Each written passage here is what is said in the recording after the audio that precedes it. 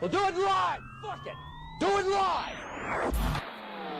Welcome to the Mouthpiece, episode 130. Today we're going to talk about my week at the Win, the WPT Championship, my unbelievable run of pick of the weeks in the NFL, and my chance of winning second in my league this week, plus everything else going on in the world. The Mouthpiece is next.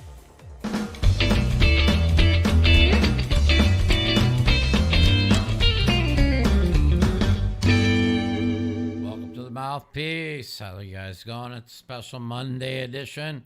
We'll be back Friday or Saturday again this week. Today we're going to talk about the WPT Championship. So I end up playing two bullets.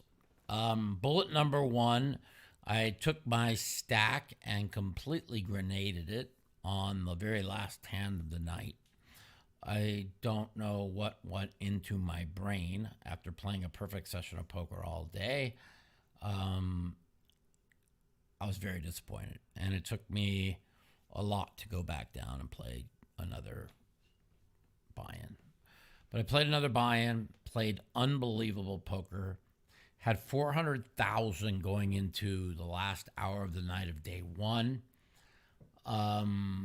Got multiple coolers, including somehow running the nut flush into a full house, who fucking monkey defended his big blind with 9-7 offsuit for a 3x open. And somehow I have ace king with the king of spades. The board rolls out ace 9-9, 2 spade, 7 spade turn, 6 spade river. I opened 3x pot, the button called, and the big blind called. I checked the ace 9-9, 2 spade board. This gives me gives me a lot of board coverage, and under reps my hand.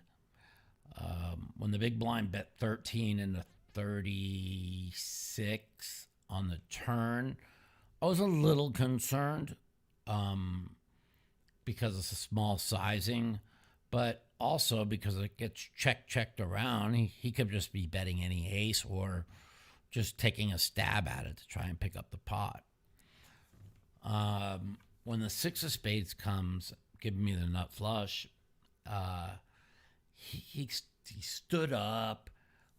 His name's Ren, GG Poker. They call him Lady Gaga. Really nice guy, funny guy, good poker player. He stands up. He's looking at my chips. He's him and he's Han, and I'm thinking to myself, what kind of bullshit is all this? I said, is he really gonna fucking bomb this? And does he really have fucking a full house, right? And after about a minute of his bullshit, he fucking bombs it for 95,000 into 59,000. And I looked at him and I just said, you just have to have it. I'm like, you just can't possibly have a bluff here, I told him. And after 3 fucking minutes, I just said, I just should fold this hand. I'm just like, you just can't be bluffing. Because it is him, and he is very aggro, and I paid it off, and he showed me the 9-7 offsuit for a full house. And it was a bad call. I mean, everybody at the table said they would have called against Ren. I talked about this hand a little bit with Daniel and with Phil before I even told him the results of the hand. Phil laughed and said it's like a snap fold, especially when he goes 2x pot there. And I felt the same, by the way. I also kind of texted it out to Daniel in a way to make him believe that I folded, to hear what his thought process was. And he told me that he felt it's a fold also. And so I made him believe I folded because I wanted to hear him say opposite. So I made a bad call. But it's funny as everybody at the table said they would never fold the hand to Ren because I really under-repped the hand so much. But my gut told me I was beat. And so that really hurt me. So I was at 390. I lose 13, 12, 25. I lose 120 in the pot. So now I'm down to 270. Then they moved this guy with 800,000 in chips to our table. He's got to be one of the top 3 chip leaders of the tournament. He's opening every hand, 3-betting every hand, right? So he opens. Now he 3-bets. And he just watched me just flat ace king to a 3-bet and play small ball. And so I just didn't think he had much because he's 3-betting every hand. So I decided to 4-bet tens to 75,000, leaving myself 167 behind. And he's like, "Oh my God, Mike Mattisau just 4-bet me." He goes, "That's just such a big hand." And he goes, "I'm all in." And then he just 5-bet jams 175,000 more. And I folded, and he showed me ace king and whatever. I wish I would have called because I would have played a 500K flip. And, I should have just flatted pre-flop the 24K. It was just a mistake to 4-bet this guy. But my image is so tight. That was like probably the first time I 4-bet in a 10K or in any tournament, really, with less than queens. My 4-bet range in these tournaments are usually queens, kings, aces, ace, king. Unless it's a late position raise where I raise late, they 3-bet me, and I feel they're weak and I 4-bet them. But this was a different situation.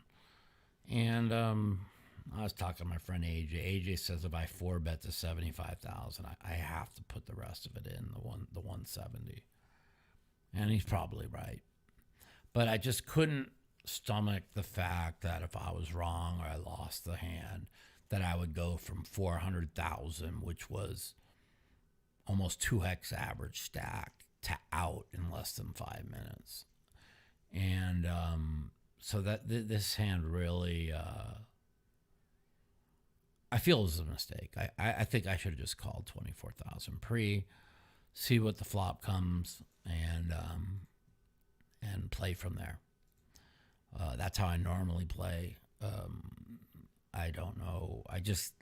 Everybody, like somebody who had tens at our table. So before I got to this 390,000, I'll tell you a couple of the stories that happened on day 2, day 1C for me. So I had a table I was able to just completely dominate and control. I drew a great table on day 2 after having the worst table on day 1, day 1A. And I tripped up to like 290. Guy probably maybe 57, 58. He looked about 5 years older than me.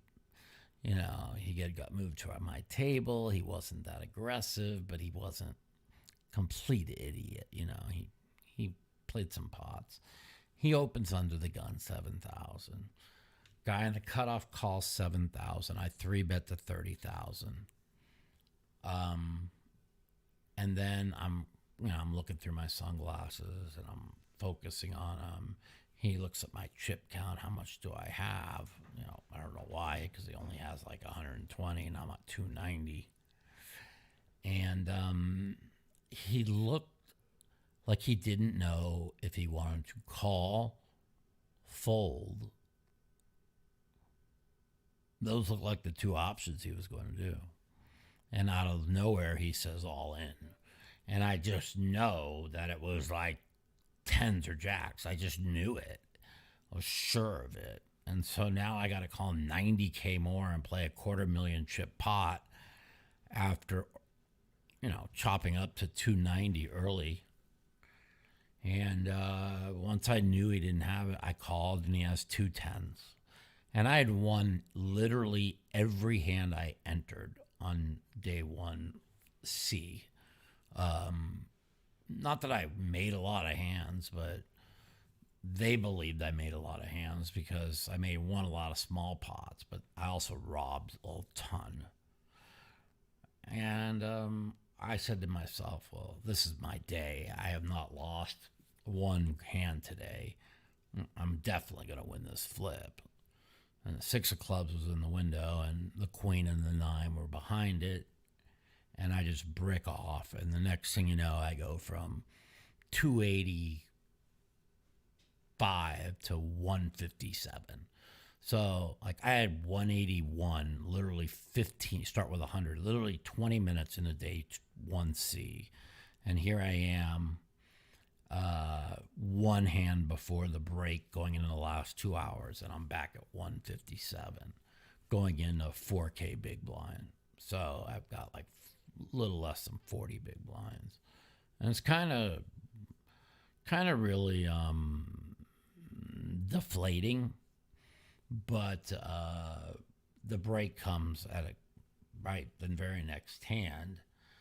Go out in the hallway. I'm kind of deflated that I played a 250,000 chip pot flip. I win this hand. I'm at 410 with basically 2 levels left, and I've got pretty good control of this table. So now I'm down to 157. They bring another guy into our table, another guy into our table, and now the one guy, we come back from break, and the guy they bring in our table has about 250,000. And you can see he's an aggressive pro. He's already opened a few pots. And now he opens under the gun. And I flat him with ace jack on the button. Now, I could have 3-bet small, but I decided flat. Flop come 8-3-3. And he bets a third pot, normal pot. So he had opened, we're at 4K big blind. So he had opened 9,000, and I called, and plus the ante, so he ends up betting like 9K into 27. I call. The turn card comes at 8. So it's 45 in the pot. He goes and he sizes at 24,000. And my intuition here, my instincts were telling me that he doesn't have anything. Like he's supposed to check all fucking hands on a double paired 8-8-3-3 board. That's just, even if you have aces, you just check it. And then, like, if I have like a middle pair or something, or I'm going to check back, and that's how you play poker. You always check the double paired board, especially if you have an overpair, because what are you scared of? So his bet told me that he didn't have anything. And I made up my mind, no matter what came on the river, I'm calling. And so I think he puts me on like 7s or 6s or 9s at this point. And the river comes at ace, and he moves all in, and I just snap call him, and he shows me king jack. That's how we get our double up. Now, I'm telling you right now, unless it came a king or a jack, he was never winning this pot. I had already made up my mind when he bet half pot on the turn that he had nothing.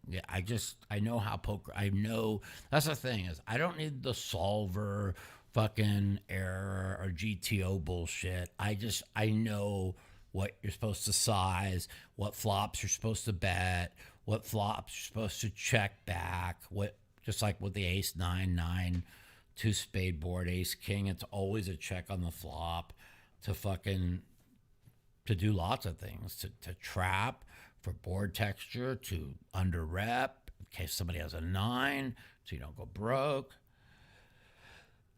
So I get the double, and I'm sitting on 275, 280. Let's see, 50, 75, 285. And so the very next hand, I get dealt the same ace king of clubs that I had that I lost that $250,000 chip flip flop with the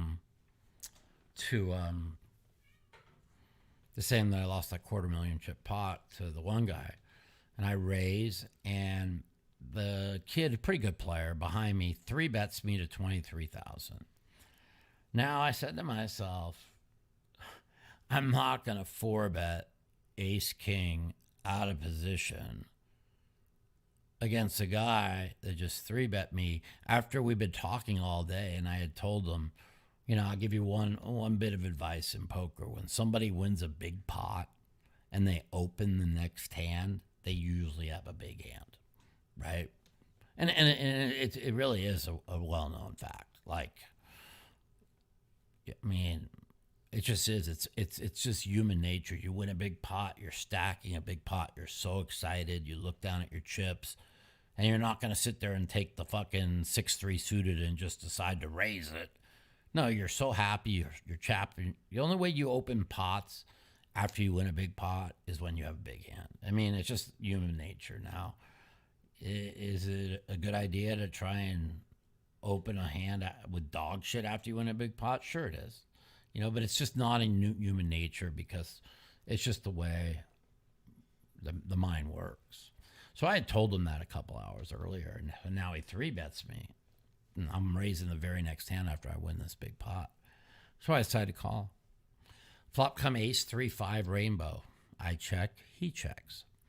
Comes at 8 on the turn. I bet 25,000, half pot. He calls. Came at 9 on the river. I bet 75,000, and he snap calls me, and he has ace queen. And of course he says, man, I never put you on that hand. Well, of course he didn't put me on ace king because I didn't 4-bet it this time. So now I'm sitting on 390. So the same 400 we would have had if we would have won that flip. Now we're sitting just at the 390. And then came the ace 9-9 hand. And then came the 4-bet to 10s to 75,000, which I wish I never did because 10s had won every hand at our table all day. It won 3 flips and was just hot. And that's why I 4-bet it, because I didn't think anybody would 5-bet me without aces or kings because they know how tight they think I play that tight, which I don't 4-bet very light, but I do 3-bet a lot of bad hands. So I think that was a mistake. And I think, I lose the big pot with the ace king, and now I 4-bet 10s. Instead of having 267 and just kind of maybe chopping up to 300 at the end of the day, the next thing you know, I've got 167. The table breaks after I take the blinds. Then I take the blinds at the next table and it breaks. Then I go to the next table and I almost went broke on the second to last hand of the night again.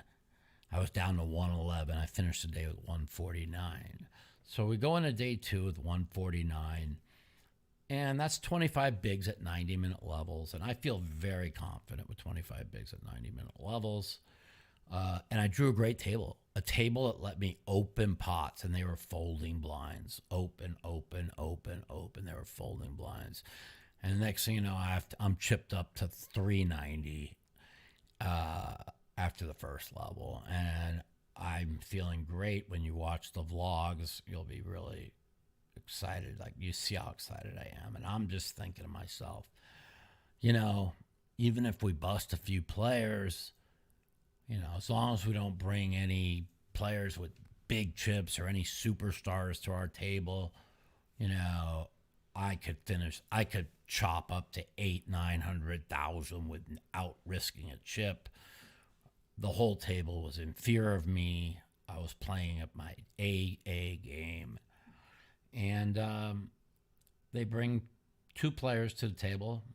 One I could see is a pro. One is a guy who used to play with me in Tunica back in '04. He's the old, Oklahoman, like Midwest cowboy type guy.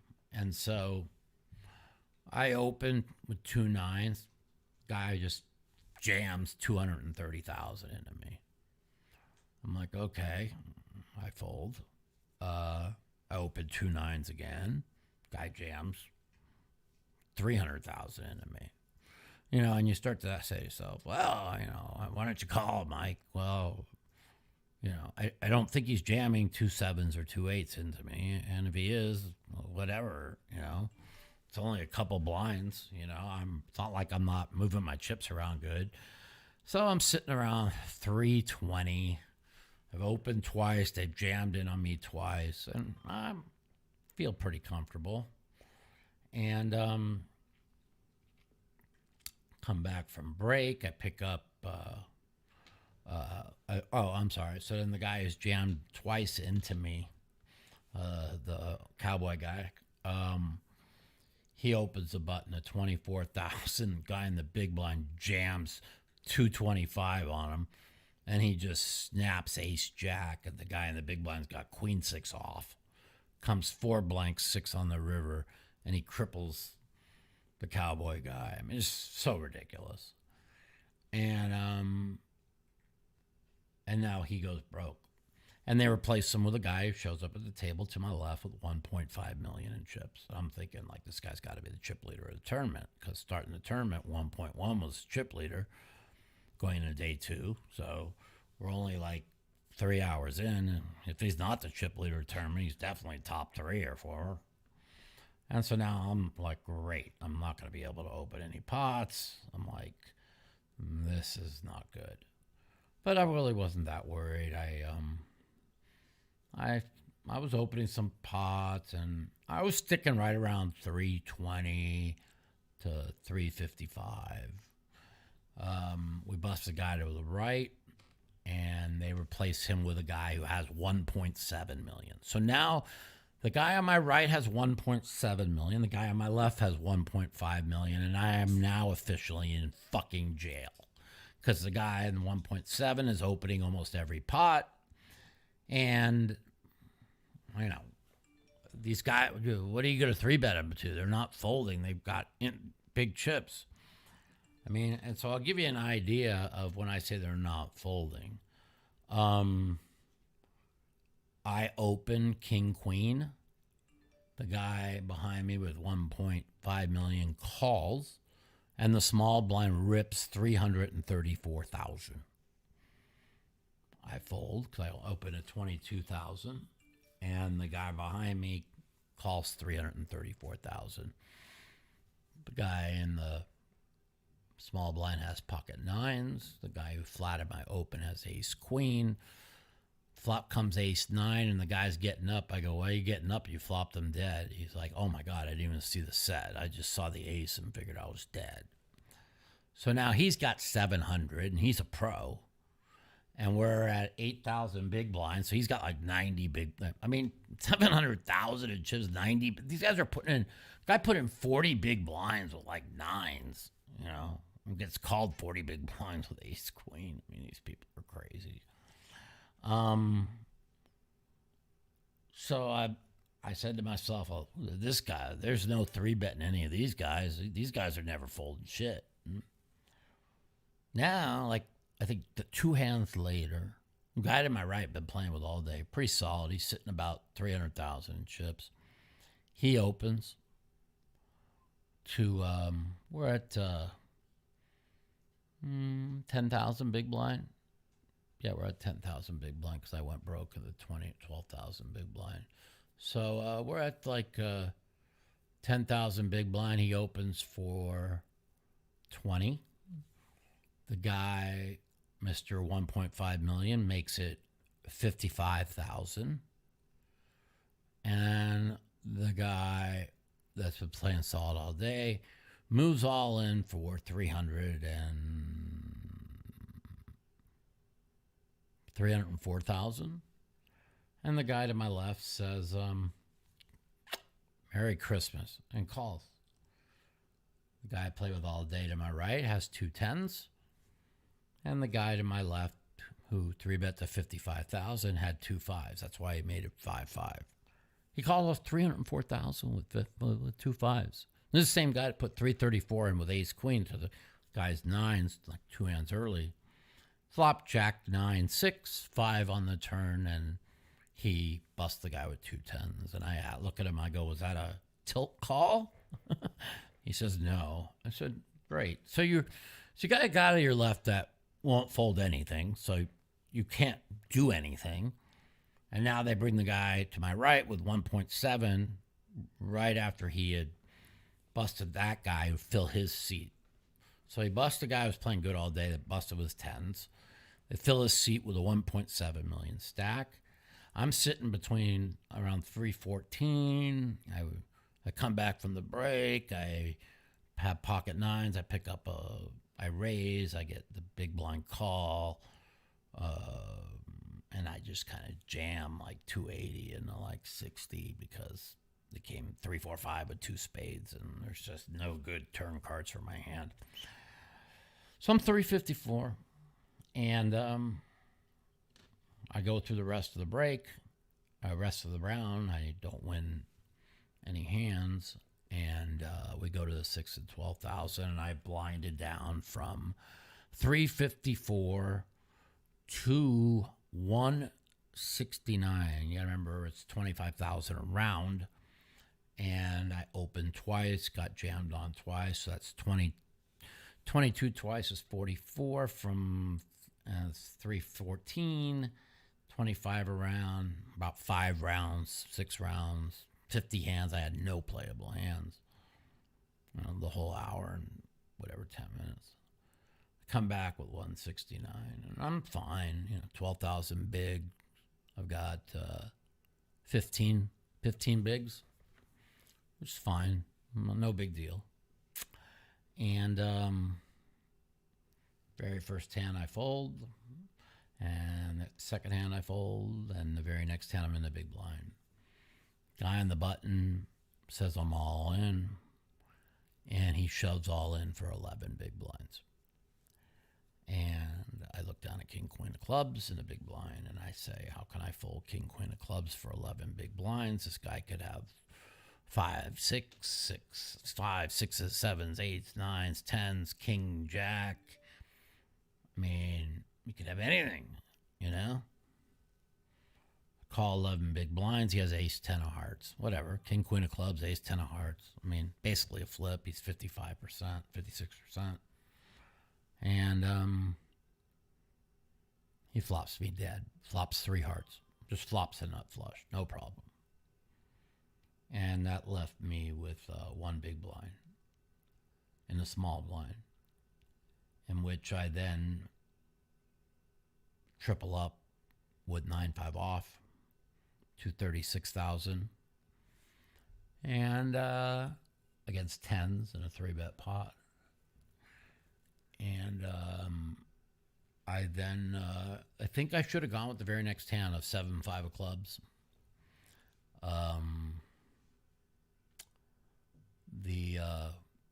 I flop a double belly buster if I would have gone with it. He opened under the gun to 25.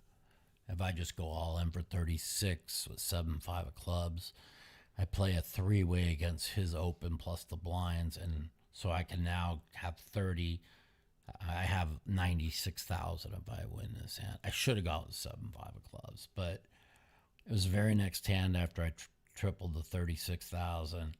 I really felt, you got 8 free hands. You could pick up a real hand, right? But I think I should have gone with the 7-5 of clubs, and I wasn't just trying to be results oriented. I mean, he bet the flop against the guy who called, and the guy folded. But let's just say he has ace high. Now I got the double belly buster plus a pair draw,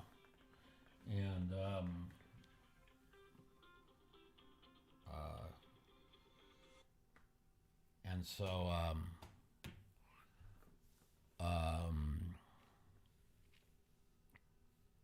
I wish I kind of went with the 7-5 clubs, but I end up blinding into the big blind, so I'm all in no matter what, because got the big blind ante 12,000, so it's 12,000 no matter what. Guy raised under the gun, Mr. 1.6 million, Mr.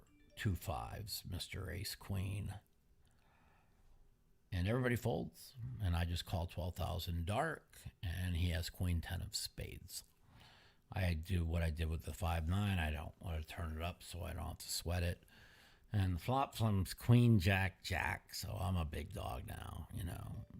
First card, and then comes 3-5. So first card turnover is a 9, so I don't even have a straight draw. Basically, my card has to be basically a jack, or I'm dead. And I squeeze it into ace. So I actually went broke with the best hand with ace 9 to queen 10, which ace 9 to queen 10 is basically the fucking same as the ace 10 of hearts to the king queen. You know what I mean? Same fucking hand. Exact same hand. And if I win that, I now have 80,000. Now all of a sudden I'm through the blinds with 80,000 at 12,000 bigs. I could just shove the cutoff in the button with any two cards. You know, if I get one or two of them through, I pick up 30,000 and 30,000, and I'm back in the tournament.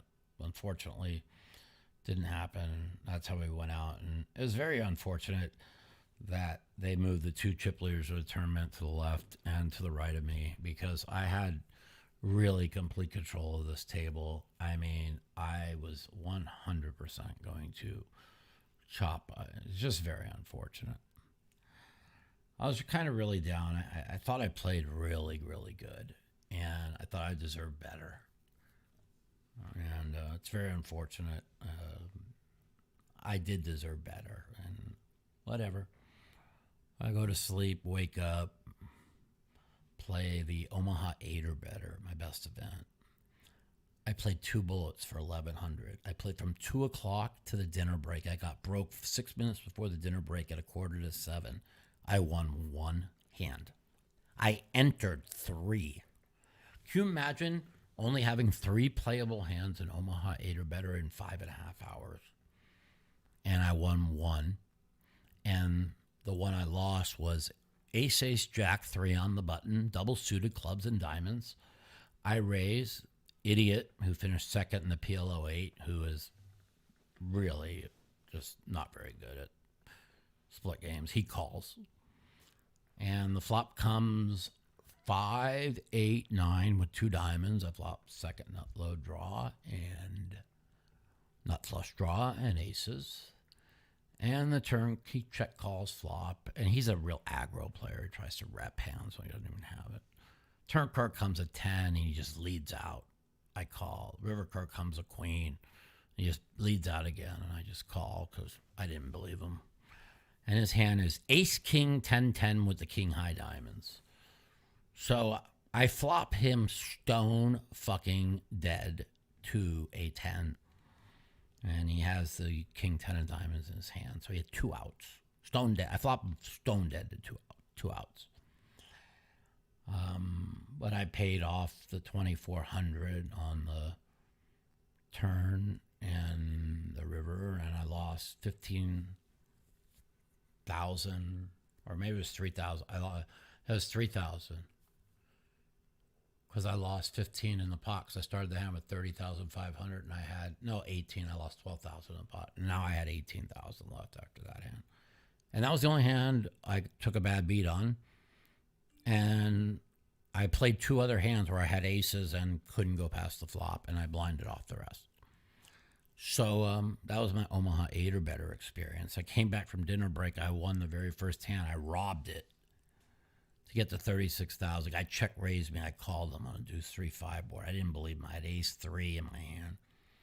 It didn't feel right. I don't know why. And then he checked the turn, and I bet, and he folded.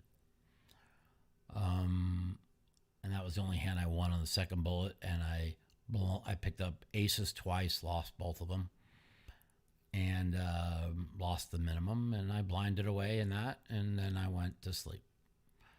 And so that's where we go with the WPT. There's a 10,000 seniors tournament tomorrow. They are guaranteeing 50 seats. I bet David Levi said there's going to be 200. I said impossible. He just texted me, will I take a $200 buyout? And I said, no, I can't take $200 buyout. I'm like, there's no way. Well, I thought it was a 100-seat guarantee, not 50. I'm like, well, you should have looked. I mean, like, how they think they're going to get 200 people over the age of 50 years old to ante up $10,000 for a high roller seniors event. They're insane. So I'm going to play that. I think I got a big edge. I thought I played fantastic.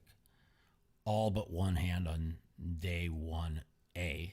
The very last hand that I punted off a 190K stack to Darren Elias. If you haven't seen what I did with that stack, you could Google day 1 Darren Elias last hand versus Mike Matasso. And the way he explains the hand is exactly what I did. I completely punted it off. I'm so embarrassed by how bad what I did that I can't even repeat it. So it cost me an extra $10,000 for no reason at all.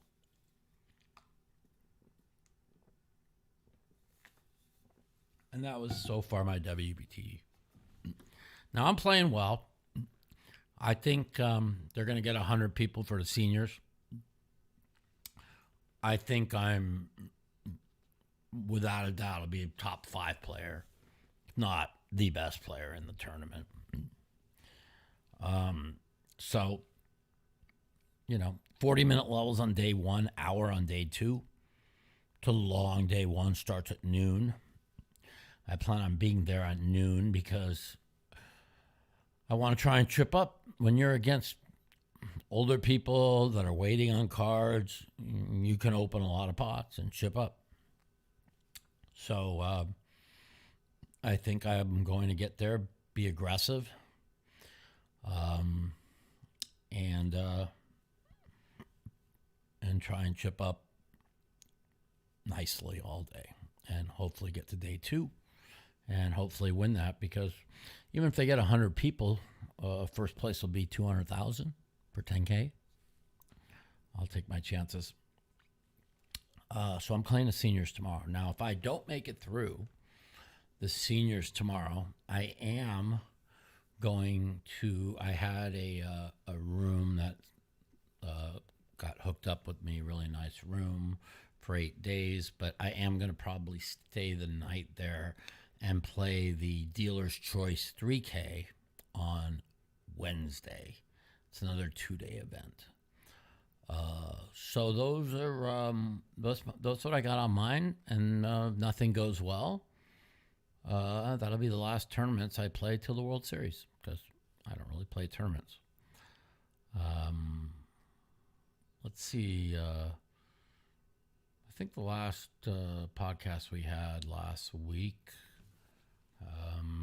Well, we didn't have one on Friday. I ended up, I think I won 30,000 for the week before in poker. That made up from, the week before I lost 27, and I came back and won 33 the following week. So, remember I was saying I took a losing week. I said it's always good to take a good losing week, I think I've had 4 or 5 losing weeks now in the last 4 years, something like that. Not bad for a guy that's old and over the hill and can't play poker according to everybody. The only thing is I play poker with the best of the best for 3 days.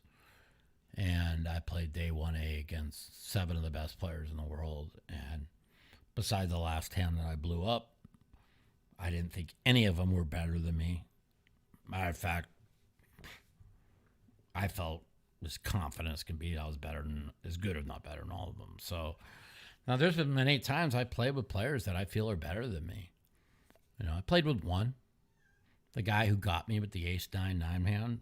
I thought he was a really good player. He might be a little better.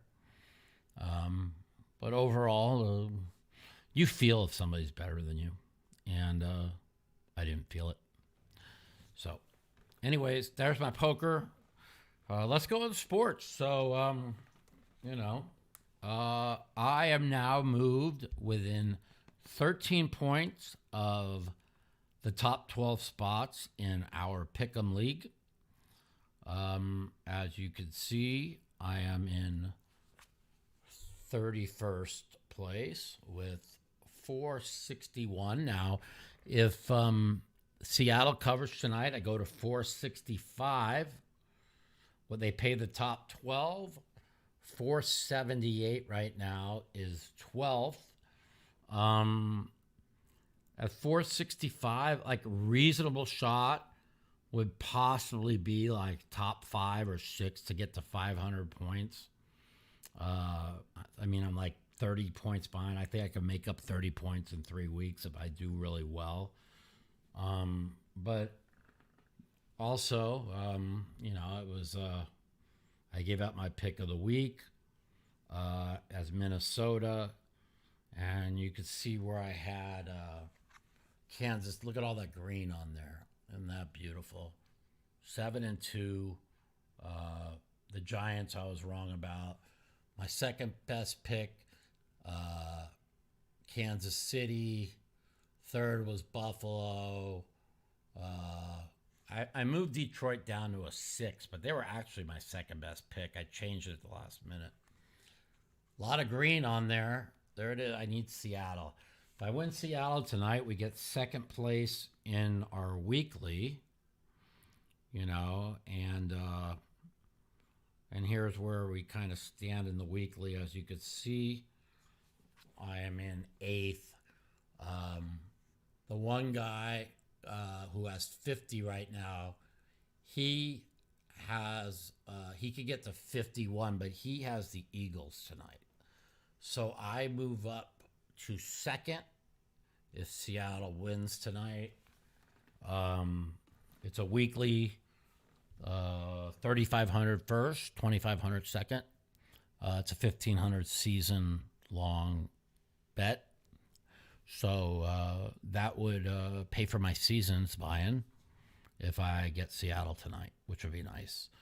And would move me within 13 points of the top 12. And I think it's 5,000 for 12, 30,000 for first, something like that. So, yeah, it could be a really successful season. As you guys know, 14-2 on our pick of the week, 11-4 on our number 2 pick of the weeks. Pretty impressive. I mean, I feel it's not like people say, oh my God, Mike Matusow, the biggest sports betting loser of all time. All of a sudden he's great. No, I've always been great. My problem, I've said this many times, why I've lost at sports is back in the days, I just had infinite money playing poker.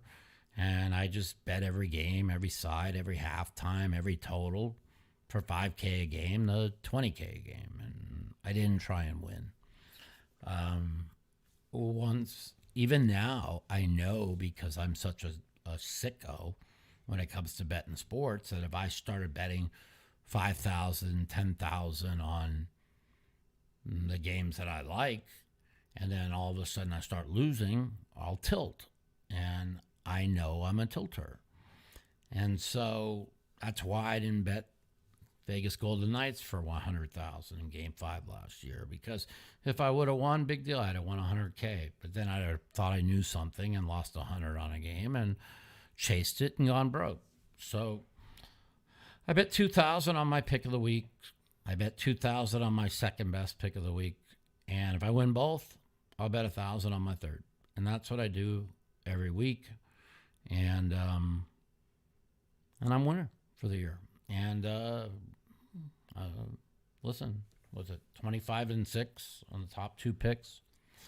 So I'm up 30, probably up 35,000. Whatever. It's peanuts, but it's It's me trying to win and me trying to help the people that bet 50, $100 a game, that listen to the podcast, that understands that that I don't just throw out a pick of the week. I put time into it. I'm actually would have been 7.5 games out of first in circa, or 6.5 if I didn't miss a week. I missed a week. It cost me, and now I'm not in them. I forgot to put them in 1 week. I mean, I still wouldn't have been cashing anyways, but it's good to keep track, where I would have been or could have been. I enjoy it. I have the contest, the Survivor, the Pick'em, my Pick'em League, and I bet a couple grand on a game, and I enjoy it. My pick of the week this last week was the Vikings plus 3.5. And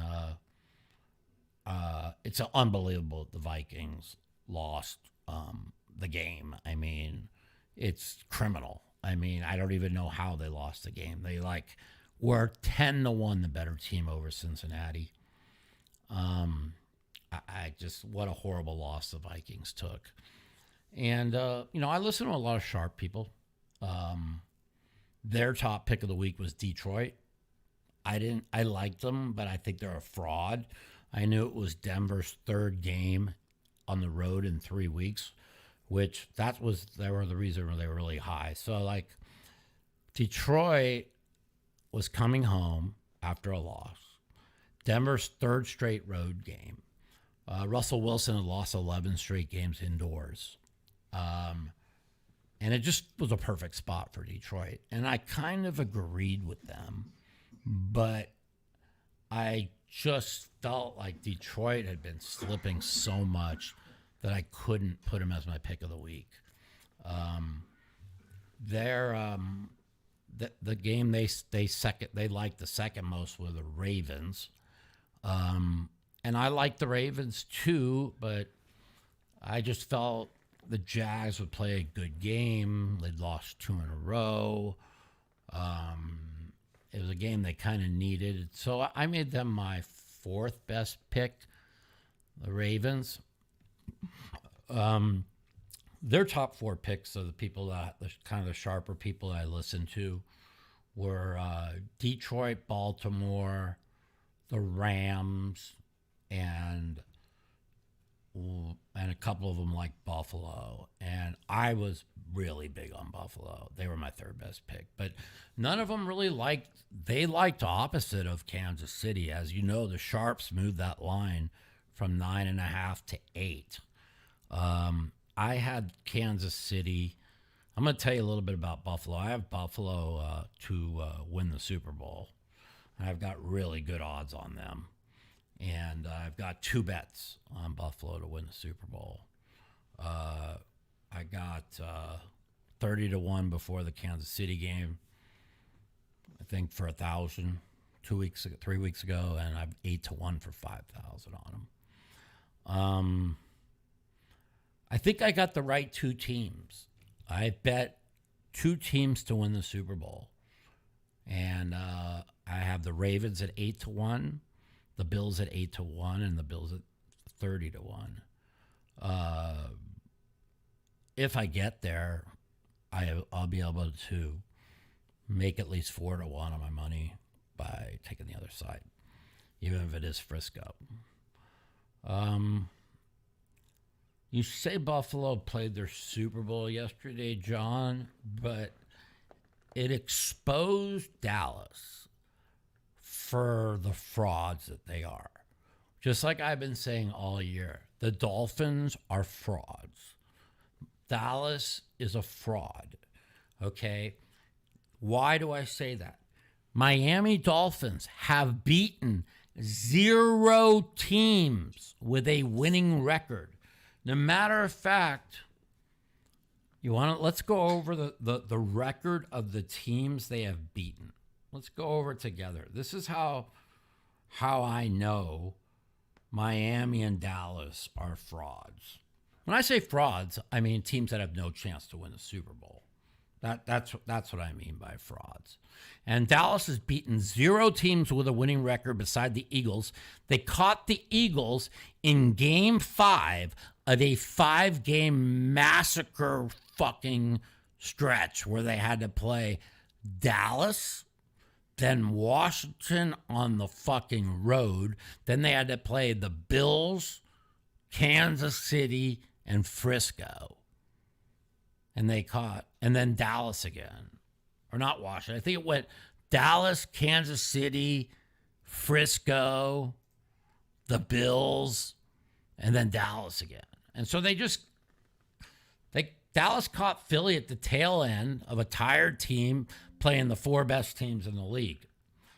And that's just basically why Dallas beat up on Philly. And it's another reason why I like Seattle so much tonight. This game don't mean anything for the Eagles. If Hurts don't play tonight and the Eagles lose and they win their last 3 games against Arizona and the Giants twice, they win the division and they have the 2 seed. They ain't getting the 1. Frisco's getting the 1. So that's why I like Seattle so much tonight. Seattle's season's on the line tonight. And Seattle's played good. They should have beat the Rams. They should have beat Dallas. You know, that's kind of what I like. But I want to go over this because I think it's very important for people to understand why I say the Dolphins are frauds. Okay, let's look at who the Dolphins have played. They have beaten the Chargers. The Chargers are 5-9 and a horror show. They beat the Patriots. They're 3-11, a horror show. So what is that? Let's keep track. That's 8 wins.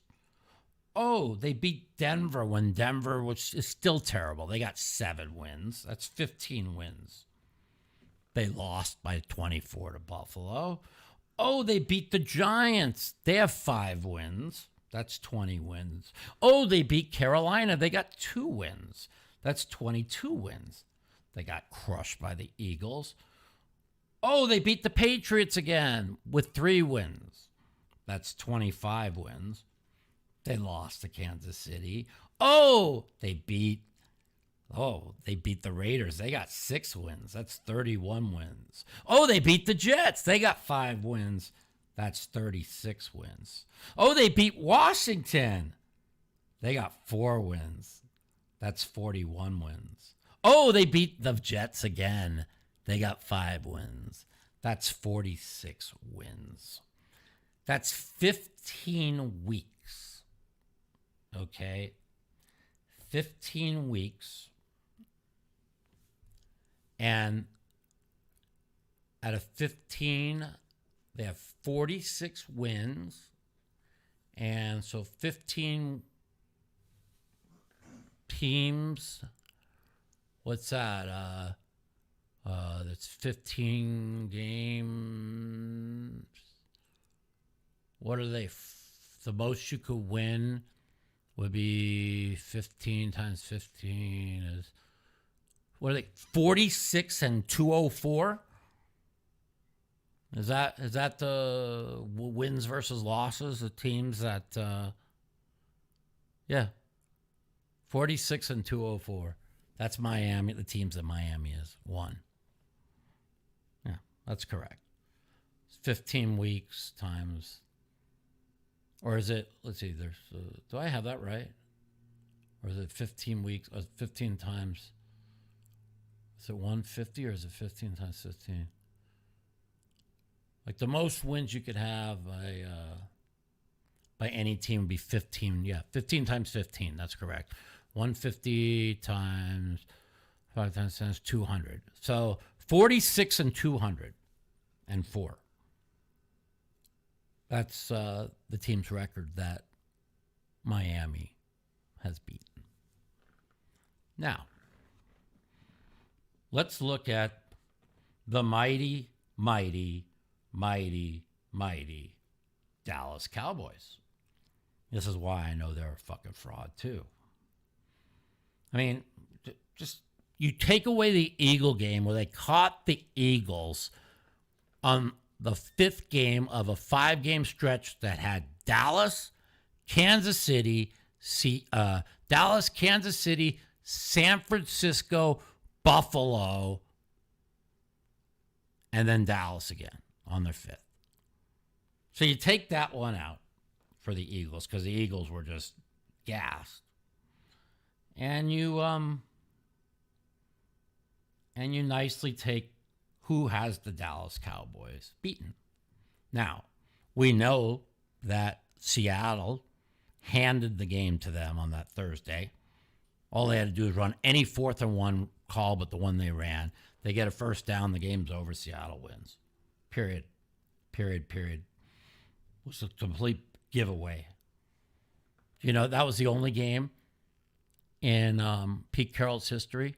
He was 36-0 when he scored 35 points or more. But they punted that game off. Oh, let's go and look at the Dallas. So we know there's 250 games been played. Or is it 200? Was it 200 or 250 games been played? 15 weeks. Let's see who Dallas has beaten. This is beautiful. I want you all to know, all you big Cowboy fans out there that think this year is going to be different for you all. You really, really need to understand reality. And this is reality for the Dallas Cowboys. Sorry, John, but this is your reality. And it's about ready to hit you right in the fucking face right about now. They beat the Giants. They have 5 wins. They beat the Jets. They have 5 wins. That's 10. They beat the Patriots. They have 3 wins. That's 13. They beat the mighty Chargers. They got 5 wins. That's 18. Now, there's a big win. They beat the Rams. They have a 500 record. That's the best win of the year. Yeah, 500 record. They got 5, 13. Now, they got 7 wins. 5, 13, 18, 25 wins. The Giants. Wait, I'm a little high here. 5, 10, 13, 18. Yeah, 25. Giants again, 5 is 30. Carolina 2, 32. Washington 4, 36. Seattle 6, 40.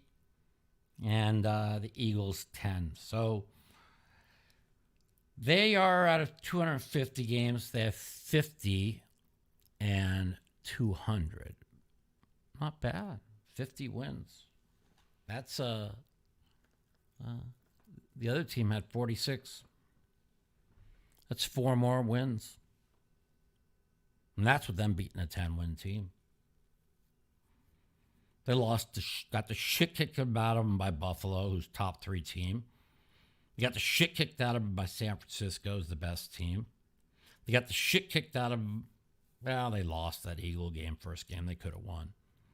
And they lost to Arizona, a 2-win team. So if you think Dallas is going anywhere, they've played nobody. They're going nowhere. Sorry to hear it for all you Dallas fans.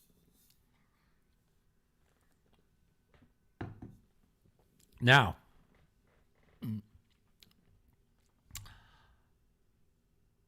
what do you guys think? We have a game tonight. I only have like 30 minutes because my assistant has to take his kids to a party. So let's take some phone calls. Hear what you guys want to talk about. The Mouthpiece. If you'd like to take part in our phone call segment, you can give us a call at 702-329-0480. And if you're a snowflake or a pussy and you don't want to talk to me, you can email me at mouthpiecepodcast@gmail.com. Also, follow me at the Mouth Matiso on Twitter for times that our call-in segment will be live. 702-329-0480. Give us a call. Tell me what you want to talk about. Poker. We can talk about football. We can talk about the NBA.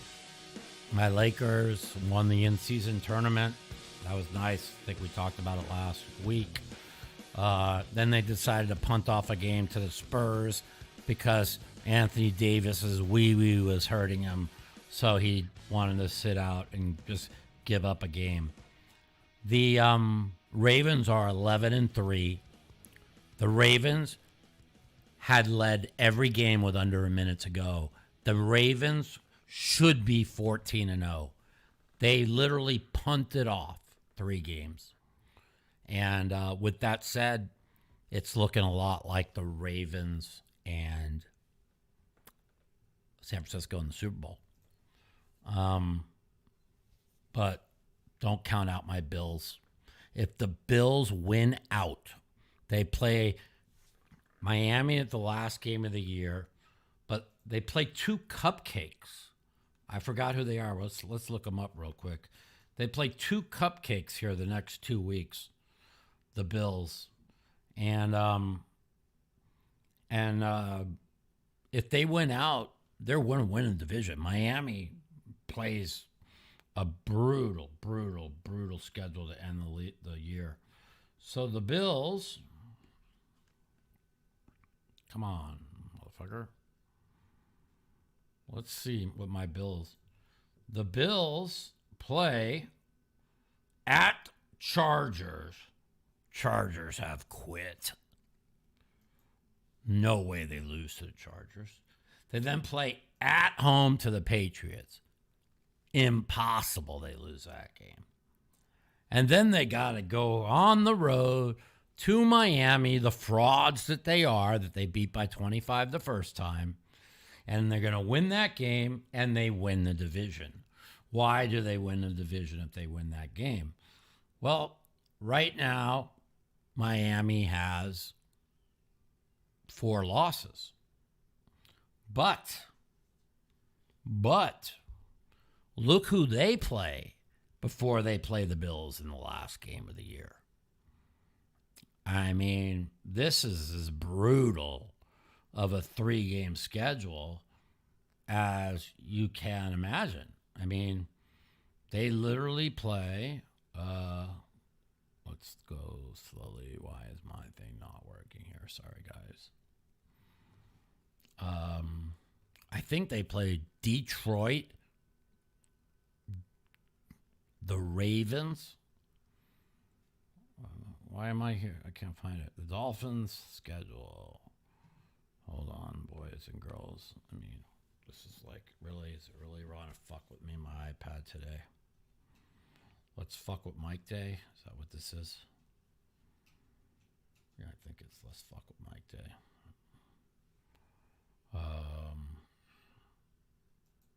Nice. Very nice. My fucking internet wants to work like shit. Is it working for like shit for you over there? It's working okay. Oh, that's nice to know. It's working like shit for me. I don't want to talk about corrupt or fucking politics. Fuck politics, man. It's all corrupt.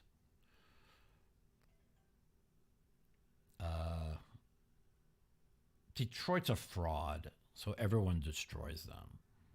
They're not very good. You know, they're good. They need to get back into their defense, which they don't have. So now look at the Dolphins. Look who they have to finish with. They play next week Dallas at home. They're playing a Dallas team that just got embarrassed by the Bills. Okay? As much as I think the Dallas is a fraud, they're not near the fraud that Miami is. Miami hasn't beat anyone with a winning record. Not one team with a winning record. And now they got to play Dallas at home, and then they have to go to Buffalo. I'm sorry, to the Ravens. And then they get Buffalo at home to end the year. I think Miami goes 0-3. You know, I should have had Miami yesterday because it was a must-win game for them. Because with Dallas, the Ravens, and Buffalo on deck, I believe that they are playing 2 of the top 3 teams and 3 of the top 5 teams to end the year. Does anybody here really think that they're going to beat Dallas next week at home? The way Dallas was embarrassed this week? I don't. Now, when I call Dallas a fraud, I don't think they could win the Super Bowl. That doesn't mean I don't think they're a top 5 team in the NFL, because I do. Does anybody think they're going into Baltimore with the number 1 seed on the line, possibly, if Miami happens to beat Dallas next week at home? If they lose to Baltimore, they will now be sitting at 5 losses. And when the Bills smack them down on week 17, they will be sitting with the same record as the Bills, except the Bills will have beaten them twice, and the Bills will have won the division. And if Kansas City loses 1 more games, that means the Bills will have the 2 seed behind the Ravens. Now, the Ravens have 3 losses. They need to basically, I think, win 1 of their last 3 to lock up the 1 seed, or it might even be 2. But they play at home versus Miami. And let's see, they're pretty good. They have a tough schedule to finish the year. They have the big game at Frisco. This is a monster this week. I mean, I think it's a Super Bowl preview. I really believe it's a Super Bowl preview. The Sharps were all over Arizona this week. They moved it from 13.5 to 12. Arizona coming off of a bye. And they had the Ravens on deck. And San Francisco still covered the game and smashed them.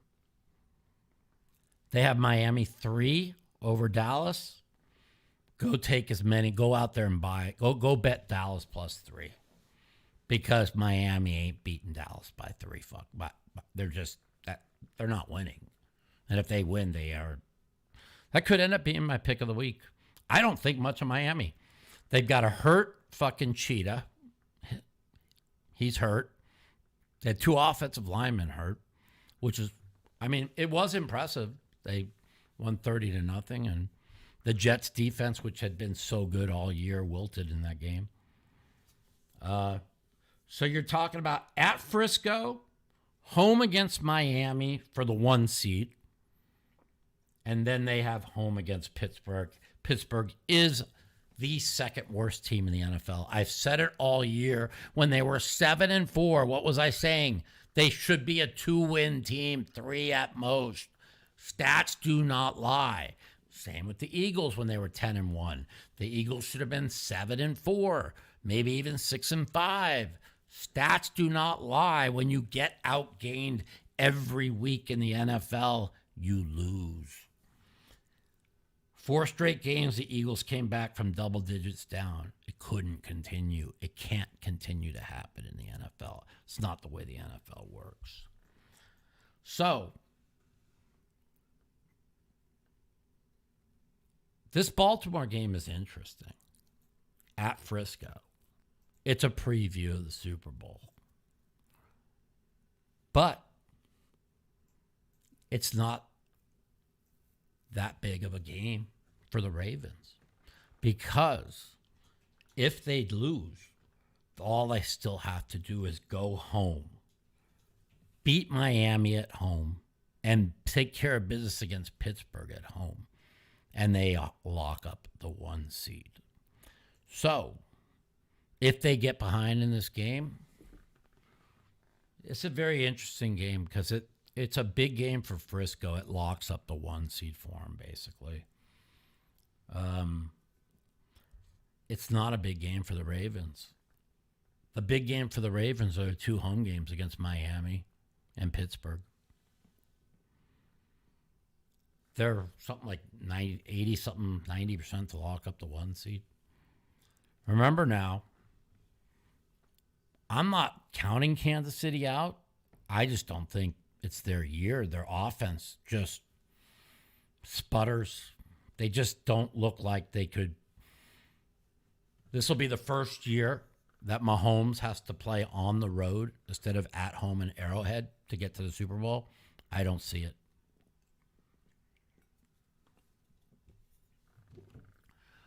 I love Seattle tonight.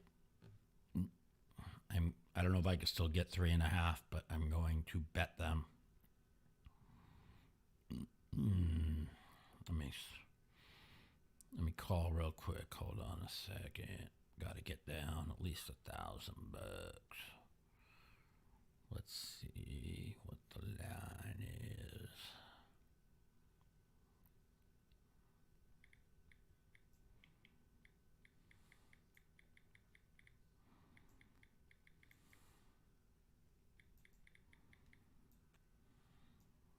You say money's been pouring in. What is the line, 3, or is it gone below? That means if it's gone below 3, that means Hurts is not playing. Anybody know what the current line is? Well, Kelsey's been like average this year because he's too busy traveling the world with his new fucking. Oh, it is 4. Okay, that means that Hurts is playing. What's the Geno Smith update? Anybody seen it? Anybody looked? What they have on Geno Smith? Yes or no? Hurts we know is playing, or line wouldn't be 4. I want to know Geno Smith. I'm going to look it up right now if you guys can't get it to me. I just can't bet if Geno's not playing. Is Geno Smith playing? It's 4.5. Geno Smith must be out. Oh, he's active. Interesting. Yeah, it's up to 4.5.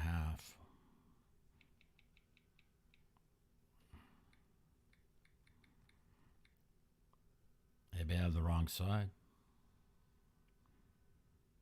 Active versus Eagles 1 hour ago. So he is going to play. Geno Smith growing active versus Eagles. Report quarterback Geno Smith's uphill battle to play versus Eagles. That was 6 hours ago. So even if he's active, we don't know. Locke is starting. That's what I thought. That's why the line's at 4.5. What's up? Welcome to Mouthpiece. What's up? Thank you.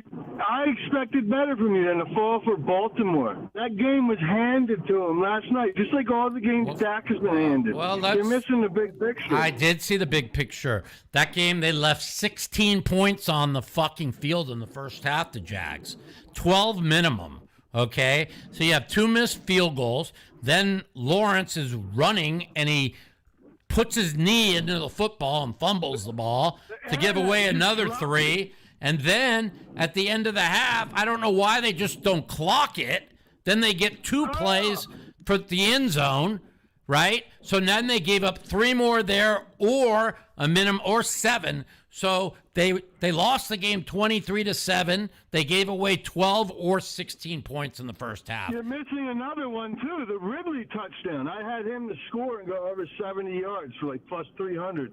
It was a good call. It was a good call because he was juggling it when his ass was sitting out of bounds. I watched that replay 5 times. I agree, but then the television announcer said it's a catch. Nah. So I was like, he must know. They were wrong. So he gave me such false hope. He made it hurt twice. I don't know why I didn't hear because I was playing the Omaha 8 or Better tournament, but I watched the replay 10 times, and when his butt was sitting on the in and the outline, the ball was still being juggled. In other words, most of his body was in, but the ball was not secure when part of his body. I thought it was a good call. So, well, the announcer came on TV, the official guy, and said, that is a catch. And I agreed with you, but just like all the media, they tried to fool my eyes before me. I mean, if you really watch it, I mean, the ball was still, if you piece together where his butt was touching the white and the ball was still not secure, it's just, there's no way they could overturn that. Normally, but it was close. They call that a touchdown and then review it. If they called that a touchdown, I don't think they overturn it. Does that make sense? Exactly, it would have stayed. And exactly what that was the weird part, was they always call that a touchdown. Yeah, and I honestly felt when I first saw it, because I was watching on my iPad while I was playing the Omaha 8 tournament, I thought no catch. And then I asked when I said incomplete, I thought there's no way. And I didn't have the volume on, and the people that were facing the screen said that it was called no catch on the field. And so then when I heard that, I felt that it would not be overturned. Yeah, that was a big hill. But listen, my main point is that Lamar. What you're saying, listen. You can't expect him to do that against the team. I agree. And listen, you can't. Let's be honest, okay? In the first half, the Ravens were fucking beat down badly. Like, the fucking Jags were the better team, okay? When the Jags came out and made it 10-7, I was so mad I didn't bet the Jags at halftime, because they looked like the better team in the first half. And then what? But then you got to give the Ravens credit. They outplayed the Jags the rest of the game. I mean, when it was 10-7. Some Houdini crap. Yeah, well, that's what Lamar does. That's what he does. Yeah, but I agree, he does do it, but that's like, I just feel like he's dipping into that cookie jar. I agree. Hey, you can't do that. Hey, that's why I truly believe if the Ravens don't make the Super Bowl, and I'm not saying they're going to have the 1 seed. But let me ask you, I want to know this. If the Ravens aren't going to the Super Bowl, what team do you fear the most in the AFC? And the answer lies in Buffalo, New York. And you can't tell me, but the thing is you've watched Kansas City all year. They have not had one explosive offensive output. Dude, they went into New England. I have him in my keeper fantasy league. He had 0 points at the half. And say, like, in New England, first round of my playoffs, I was worried. But you knew yesterday, Kansas City was pissed. And they were playing a New England team that had basically lost 6 in a row. I don't even count the Pittsburgh game because Pittsburgh's so bad, okay? And that Indy game was a lock. I mean, so Trubisky's the worst quarterback in football. Yeah, he's the worst quarterback in football is probably the guy from Carolina. But at least he's a rookie. Yeah, he's a rookie. Sparks of energy. And Wilson for the Jets ain't much better. I would rather have Wilson than Trubisky. Yeah, I agree with you. But I mean, we're splitting hairs there. Yeah. Well, how about this? What do you think of this? So, I'm going to lose 2 $5,000 preseason bets where I laid $1.20. So what am I going to lose? $6,500. I had over 7.5 Bears and under 8.5 Denver.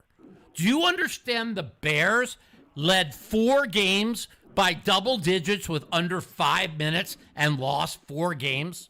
Do you know a team, when leading by 2 scores with under 5 minutes to go, are 98.9% to win? Against Denver, they led 28-0. What's more impressive? If they just if the Bears hold the 28-0 game, I win both my totals. What I love, Mike, is that you picked the 2 most mediocre teams to lay it on the line for, you know? Well, you couldn't have had a real hunch on the Bears or Denver. Well, that's what I love about you. Well, let's put it this way. Fields missed 4 games, okay? And they punted off 4 games. The backup won. Let me tell you something. Cleveland, the Bears are a top 15 team in the NFL. They are a top 15 team in the NFL. They either always give have the away same every issue, game quarterback. or they fucking win. Okay? The Bears coach is a moron, but that fucking team has to keep Justin Fields. They must keep Fields next year. If they keep Fields, starts for that team. That proves how bad that team is. listen, if they keep Fields and they draft it and they trade down in the draft and they get a fucking Harrison Jr. plus a fucking top defensive player plus a top offensive lineman, the Bears go right to. No, you can pick up a running back in the third round anywhere. The Bears go right to the top. The Bears are close. They need to get rid of Mooney. No, but they got Detroit to deal with, though, too. I heard you say you think they're garbage. But Jared Goff is only like 29. Isn't that crazy? Yeah. Let me tell you something. When I say they're a fraud, is they have a great pass rush, and Jared Goff in indoor stadiums he's good. Okay, he's got small hands, and when it gets cold outside, he struggles. And the back end of the defense on the passing defense is very, very, very weak. Okay, they didn't have to worry about that against fucking Denver, who was playing their third road game in a row, and Russell Wilson struggles to get the ball downfield now. Like he used to be able to, but not anymore. So Denver out of conference on the road, it's tough to really gauge that kind of game. Listen, but here's what scares me about Detroit. Let me just they're close. They got rid of TJ. Let me tell you what scares me about the Lions. They got rid of TJ Hutchinson, and everyone was like, "What are they doing?" Yep. And then they get this guy who's got like 14. Like they know what they're. That's proof to me. They know what they're doing. Hutchinson was like the #1 tight end when they got rid of him. When they were on like the cusp of the playoffs, and it worked out. Like I love the Detroit coach. I love the management. I think they are a year or two away. They are close. They need to shore up the back end of the defense. They got to get a safety, 2 corners, and that's it. And maybe one more receiver. They're close. Detroit is close. They're very close. I mean, Aiden Hunt, they need more power. It's all on the defensive line now. Because you can't play defense in the fourth quarter in the secondary. Yeah, their secondary's weak. They're going to fix that secondary next year. Trust me, they're close. You're not allowed to have a good secondary anymore. It's just illegal. They're close. They're close, buddy. But right now, they're not a top 4 team in the NFC. Okay? The Eagles and Dallas and Frisco are all better than them. But they're close. I'm not going to lie, they're close. That Gibbs dude, he could be McCaffrey in the future. Like that dude. They're close, buddy. If I was a Detroit fan, I'd be really happy because they're close. But it won't be this year. Won't be this year. All right, man. They're the Baltimore Orioles are based on football. I appreciate You're the man, Mike. Thanks for taking my call. You got it. Talk to you later. I'm on the podcast. I'm doing my podcast. I'll hang on 1 second. Are you coming over or no? Okay, good. I'll see you in a minute. Bye. Okay, hold on. Let's take another call. Hold on. This line is 4.5. Even without Gino, I'm taking 4.5. I don't care.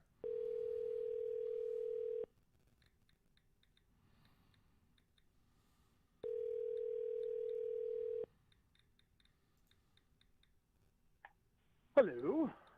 Hey, what's going on? Welcome to Mouthpiece. It's JJ Corrado. How are you? What's up, JJ? How are you, man? Good. You started talking Bears, and I got all angry. Yeah, I know. It's sad. It's a sad state of affairs to have over 7.5 and literally had the mortal lock pick as they've given away 4 games. And if you look up the stats, they were 99.9 in the Denver game. That cost me 2 totals because if they win that game, instead of 5-9, they're 6-8, and they're going to win 2 of the last 3. Okay, and that's just that game. The Detroit game, they were 98.6 up 12 with 3 minutes. They were 98.6 in the Cleveland game last week. Okay? How about the Minnesota game with the backup quarterback they should have won? They lost 18-12. Lost that one. The Saints game. You had The them on Saints run, game, punched so that many. one.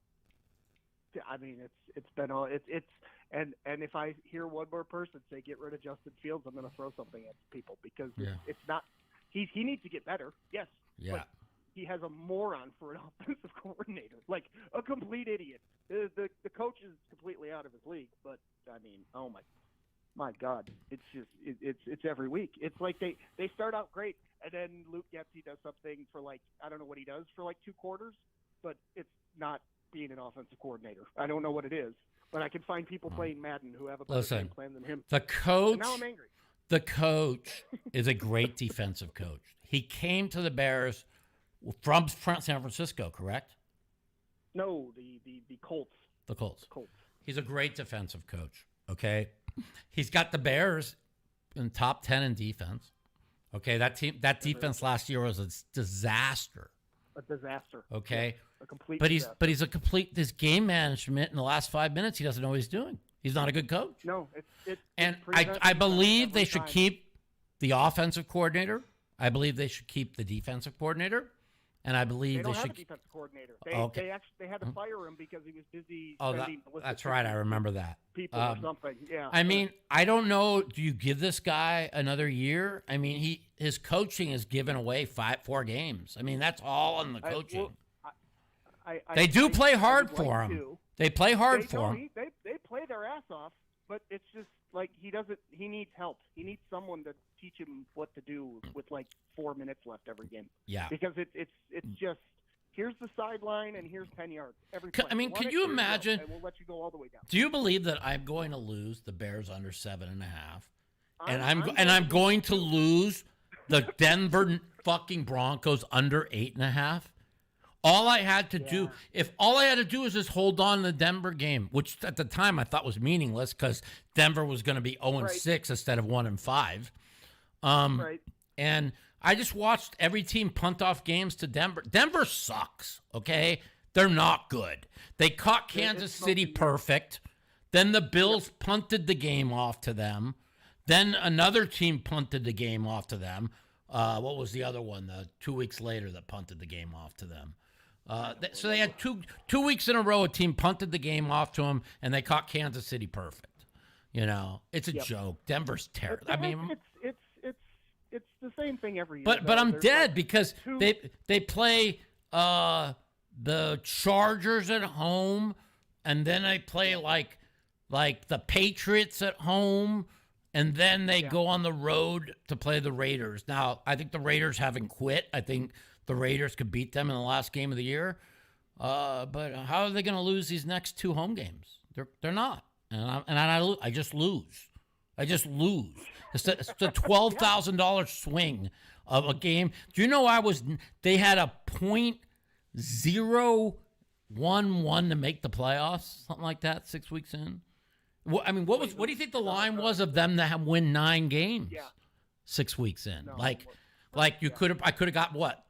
500 to 1, maybe? I don't know. All right, man. My friend's got to. My assistant's got to go. I'm gonna take a couple more calls and let's go Seattle. I took 4.5. I still think they're not right, and it's a must-win game for Seattle. Later. All right, man. Good luck. See you. All right. We have any more calls we missed? No. All right. Anybody want to call? We'll take one more call. 702-329-0480. I need Seattle tonight, guys, for second in the league. If they don't win, I get third. So it's a second or a third for me. I need the win, though, man, because then I'll only be 13 points out with 3 weeks to go. I know I can make it up. I'm really locked in the NFL. Are you serious? The line just moved to 5.5? Really? Are you serious? Hold on.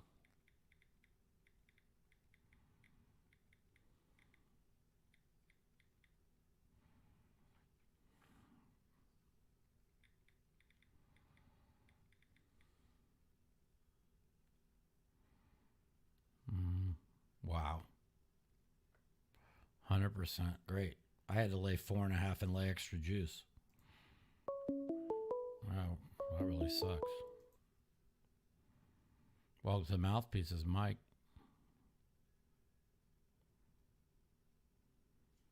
Welcome to Mouthpieces, Mike. Welcome to the Mouthpiece. All right, goodbye.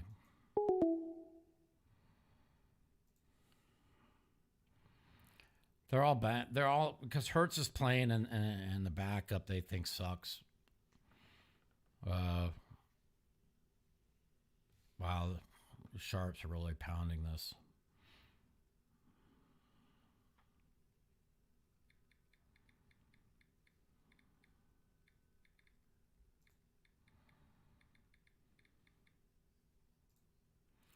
All right, man. If I get 5.5, I'll take another fucking. I'll bet another 1K. I don't care. Welcome to the Mouthpiece. What's up? Hey, what's up, Mikey? How Hey, you buddy. doing? It's I'm Drew doing good, from man. Woodlands. It's good to hear from you, man. What's going on? Hey, I gotta say something about the Bears. You're correct. They are pretty good. The coach.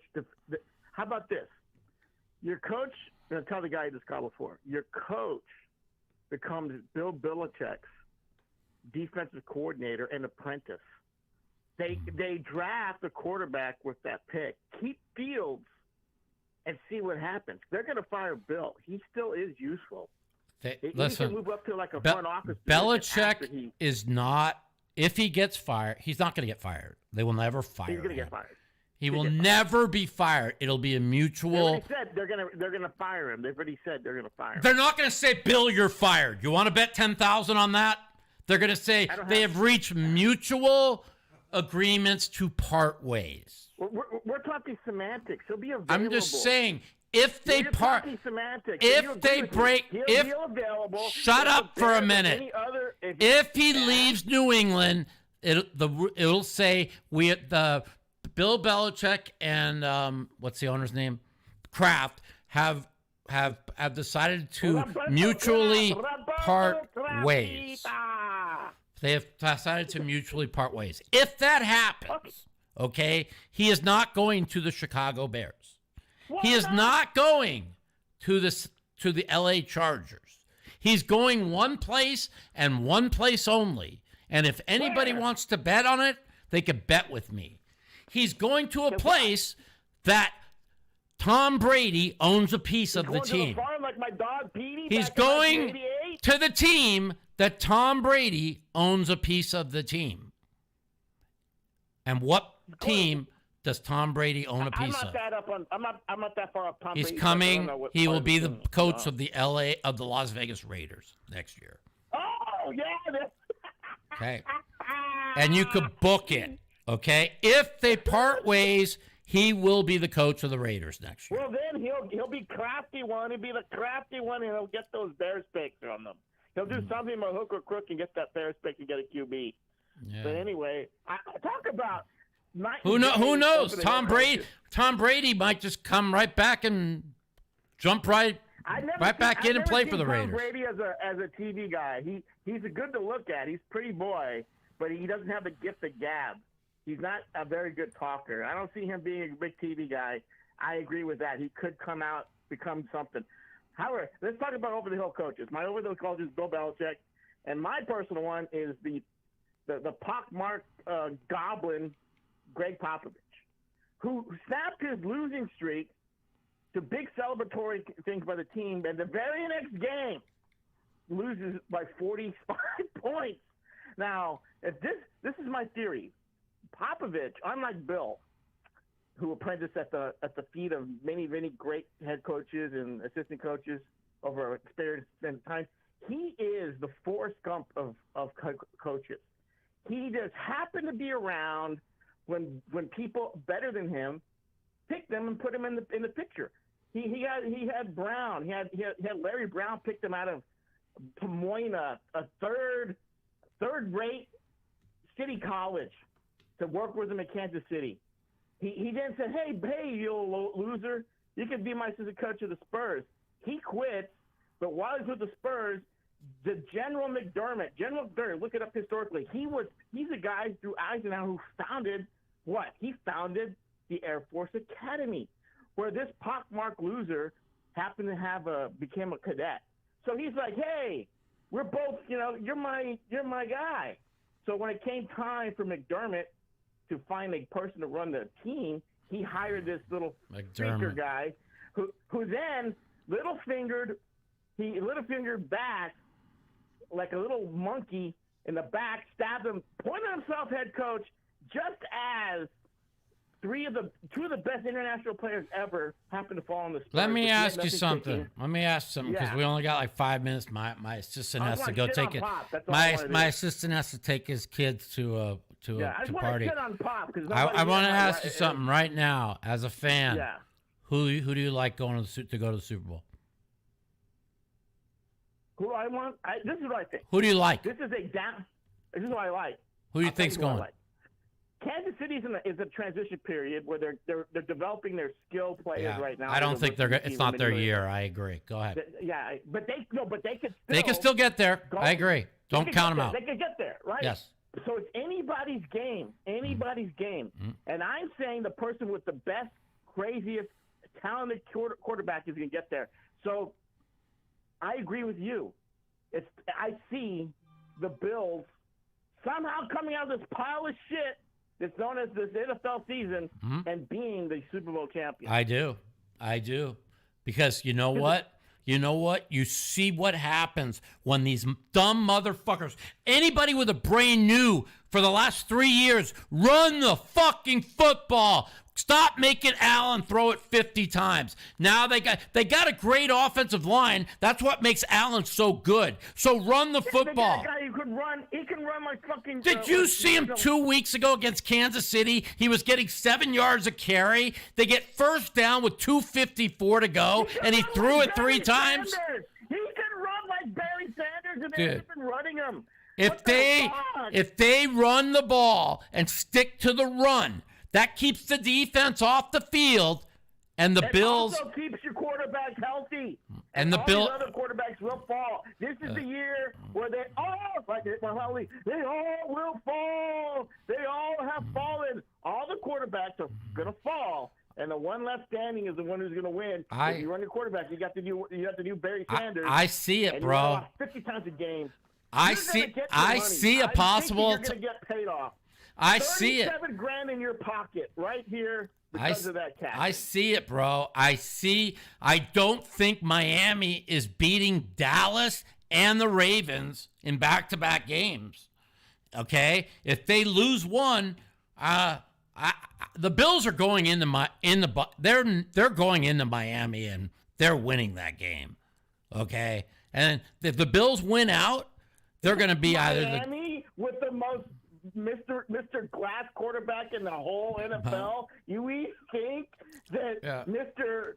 Whatever, which is Tui Wakawaki, is gonna fucking make it through the? I mean, if Kansas City loses one more game and the Bills win out, the Bills end up with a 2 seed, right? And who do they finish with? Let's see who Kansas. Well, they can still go crazy. They got 2 of the best players in the game right now. They got Kelsey and they got Mahomes. And they can go crazy. I mean, I don't know what the power is of this woman here, the one that sings that's with Kelsey. I don't want to say her name because you might get flagged. Power. She's the richest woman in the year. She's apparently Time Magazine. She's the opposite. Okay. She's got the opposite effect of the Kardashians. So here we go. Her magic area so helps you win.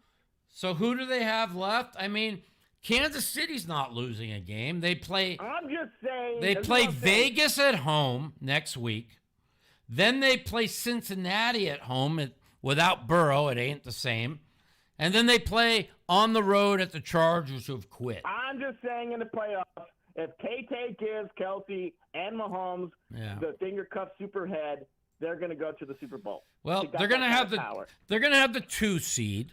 And Buffalo wins out. They get the 3 seed, which would make Buffalo going into Kansas City in the first round or second round? First round.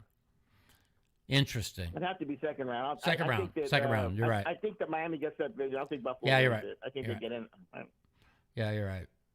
Anyways, I think I don't know if it goes up, but I'm not sure. But if you can check my math later, I think that I think Buffalo makes it a wild card. I think they make to the wild card round and then they go down to Miami. How could you think Buffalo's going to get the wild card? How do you think Buffalo's going to get the wild card? They play the Chargers, the Patriots, the next 2 games. That's 2 wins, and then they just got to go to Miami and win, and they win the division. Yeah, but I don't think they do that in the regular season. I think they go. Wait, you don't? What do you don't think? You don't think they beat Miami in Miami? Miami stinks. Miami's beat no winning teams.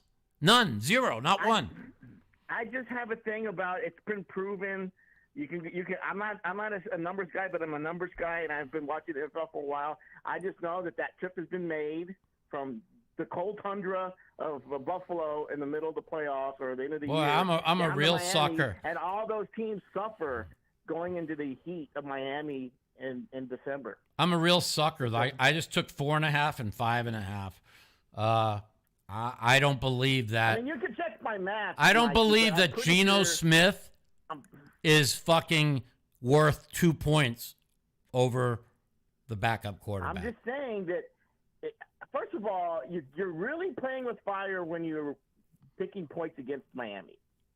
Miami puts up points on the board. Against who? They put up shit against any team with a winning record. They put them up against Jets, Giants, Carolinas of the world. I'll put it this way. If this was San Diego going to Miami at the end of the year, I think different. If it's Arizona going to Miami at the end of the year, but if it's a cold weather team going to Miami at the end of the year, I got to pick.